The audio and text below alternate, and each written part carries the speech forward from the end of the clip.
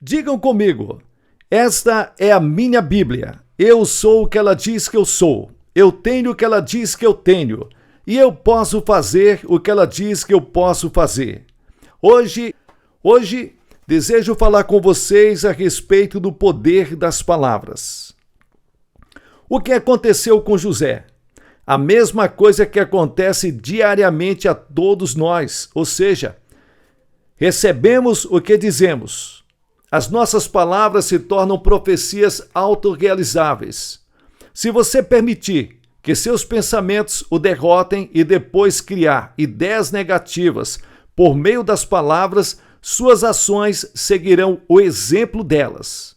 É por esse motivo que precisamos ser extremamente cuidadosos com o que pensamos e especialmente cautelosos a respeito do que falamos.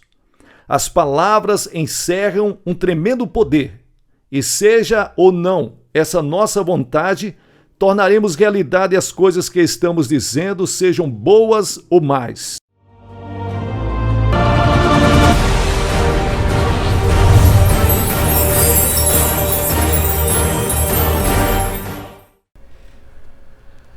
Saudações cristãs a todos os irmãos no Brasil e no mundo. Me chamo Marcos Lopes, seja bem-vindo a este canal.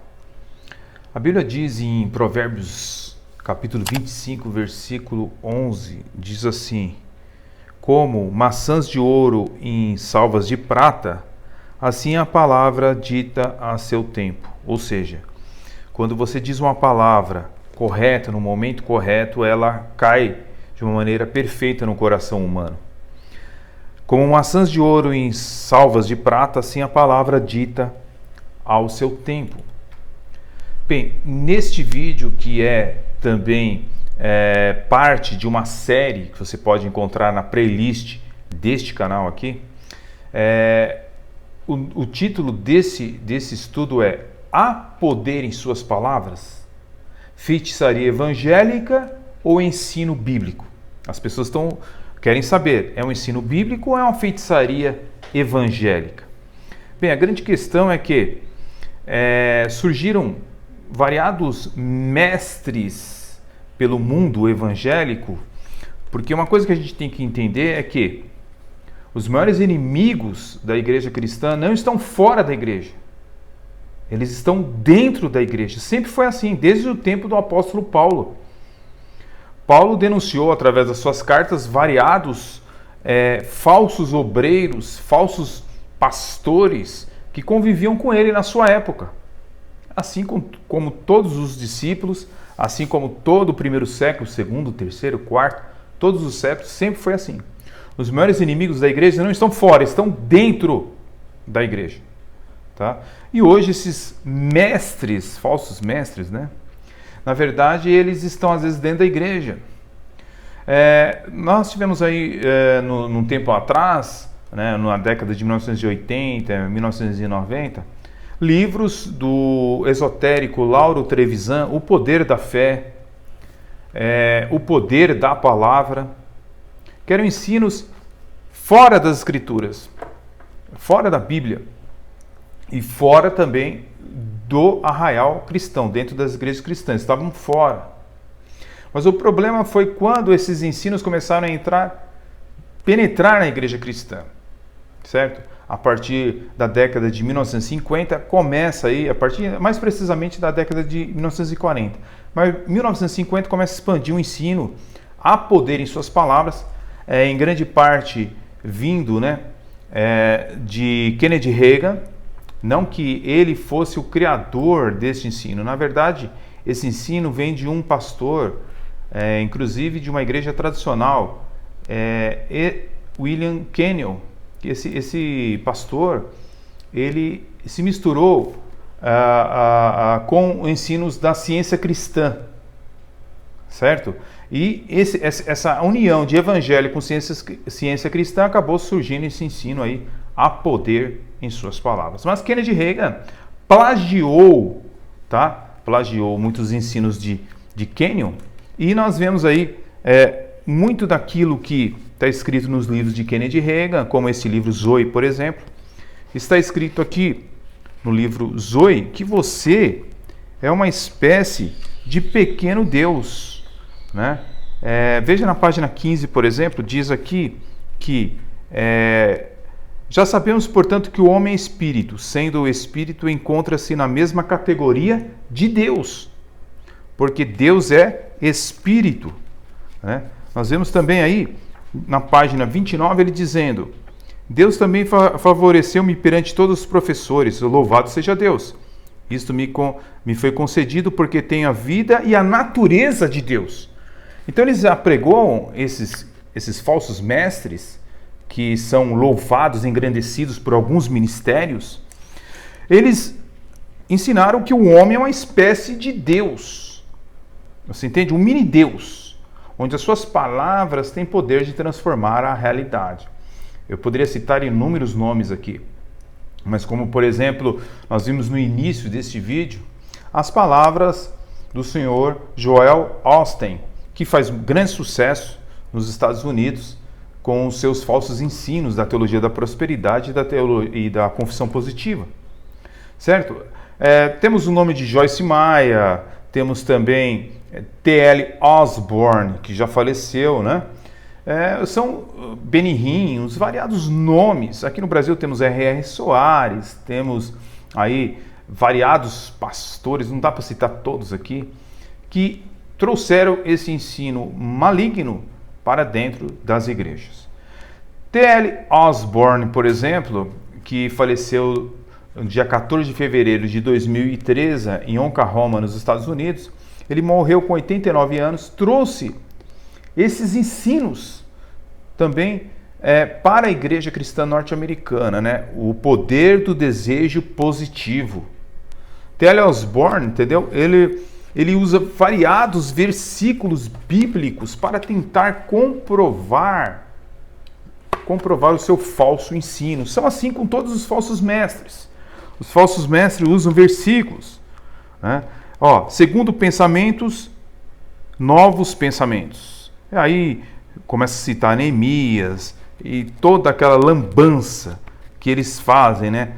Os fake news teológicos que esses homens lançaram pelo planeta, foi algo devastador.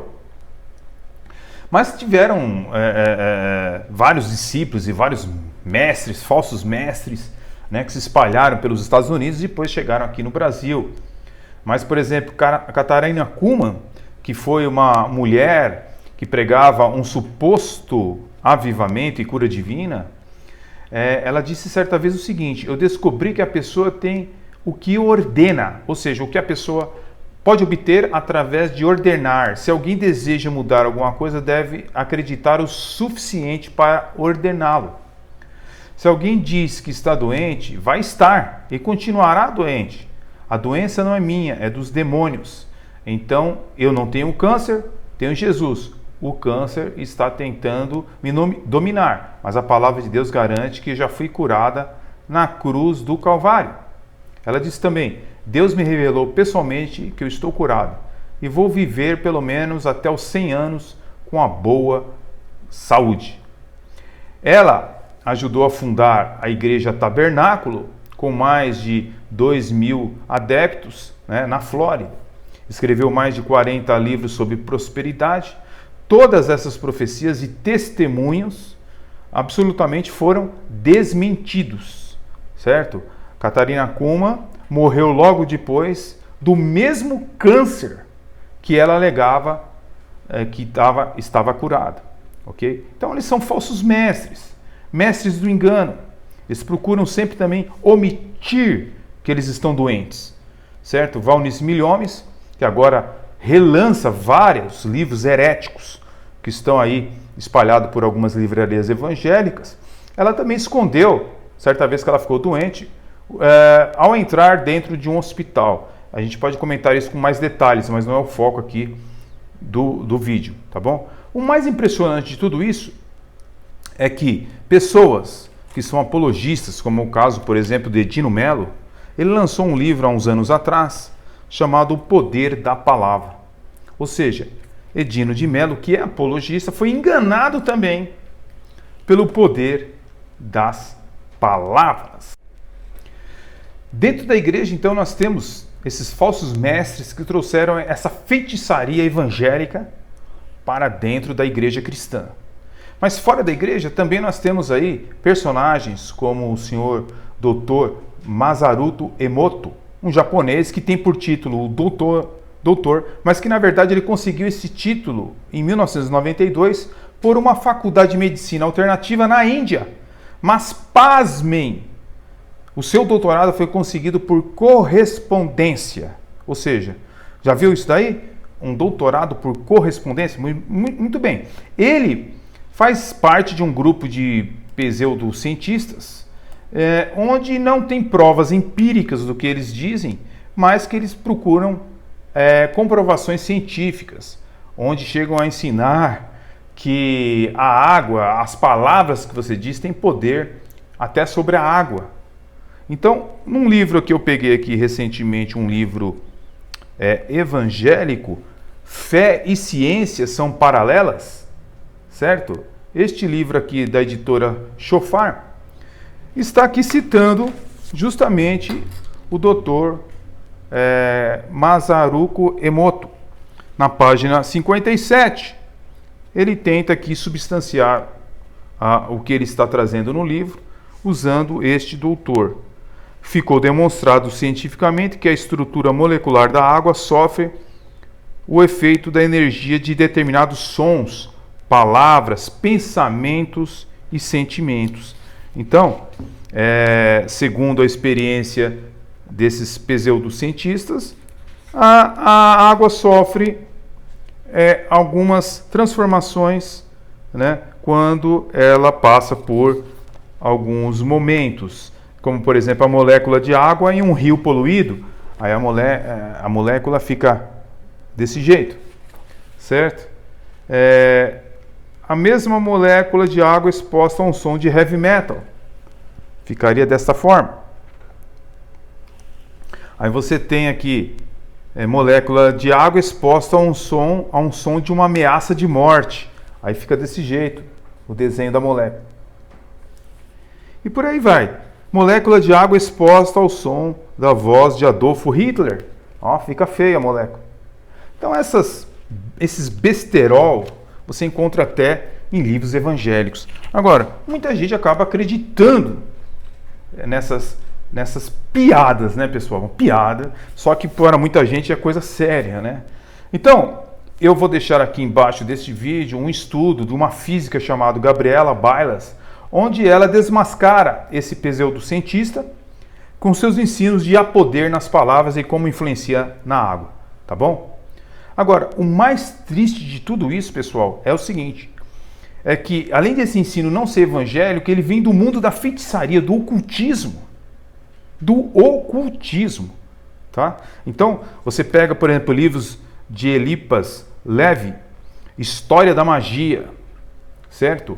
Ou mesmo o famoso livro dele, que tem por título A Chave dos Grandes Mistérios.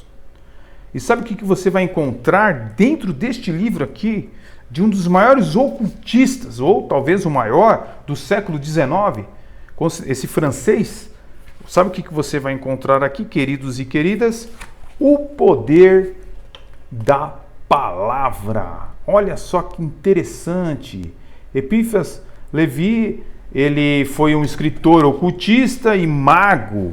Foi um mago, tá? Considerado então um dos maiores ocultistas do século XIX.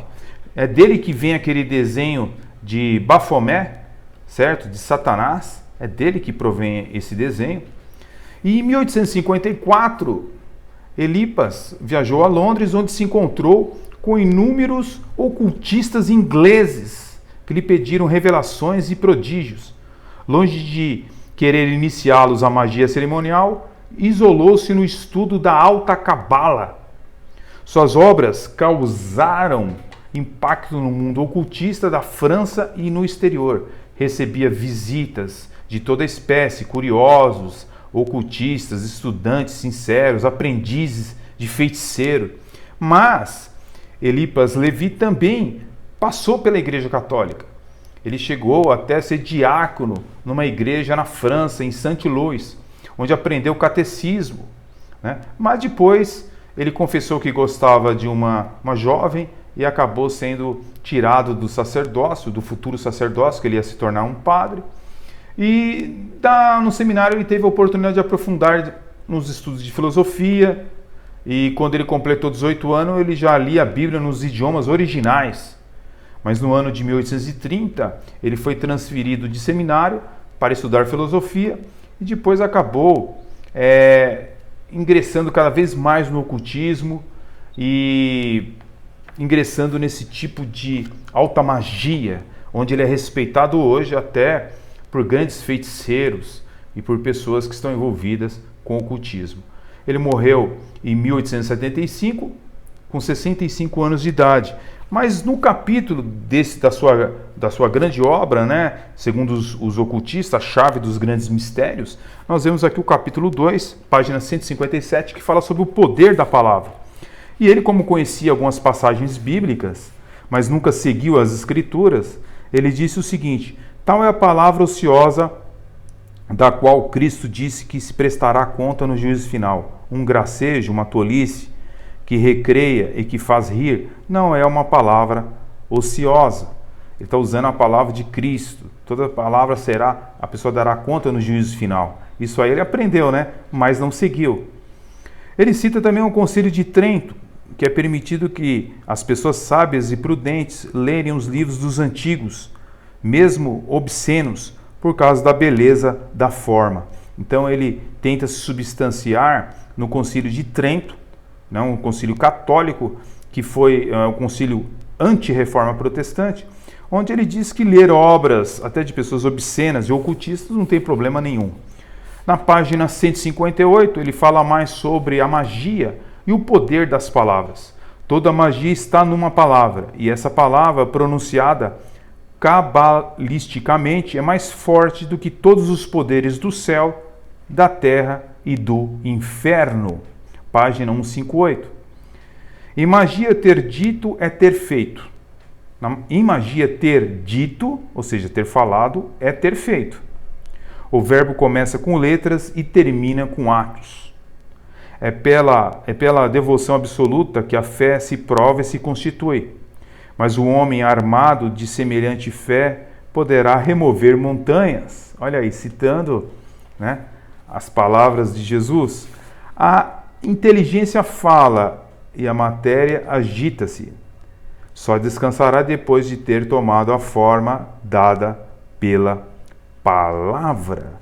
Então você vê no mundo do ocultismo, senhores, da onde vem esse ensino de há poder em suas palavras. Não é um ensino bíblico, embora as pessoas usem a Bíblia de uma maneira distorcida para dizer que sim, que existe poder nas suas palavras. Mas na verdade a Bíblia não ensina esse tipo de feitiçaria que acabou invadindo todas as igrejas brasileiras e norte-americanas e, por que não dizer, do mundo, né? Grandes mestres, falsos mestres desse ensino se espalharam pela humanidade, como Joseph Prince, por exemplo.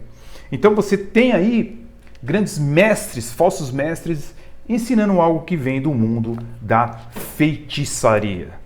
Que Deus possa guardar a sua vida desses falsos mestres, desses falsos ensinos. Volte-se somente para as Escrituras Sagradas e não creia em absurdos, tá? Em ficção, em que suas palavras podem mudar a realidade. Só Deus, através da sua palavra, pode mudar alguma coisa. Você é criatura, não é Deus, nem mini-Deus, e você, se quiser ocupar esse cargo, você está ocupando uma posição que Satanás queria, ser um mini-Deus. Que Deus possa guardar a sua mente, o seu coração, e que Ele possa lhe proporcionar a verdade da palavra de Deus, que é Jesus Cristo. Somente Ele pode te conduzir à verdade, não esses ensinos esotéricos que estão invadindo cada dia mais os púlpitos das igrejas. Fique na paz, Deus abençoe grandemente e até o próximo estudo. Amém.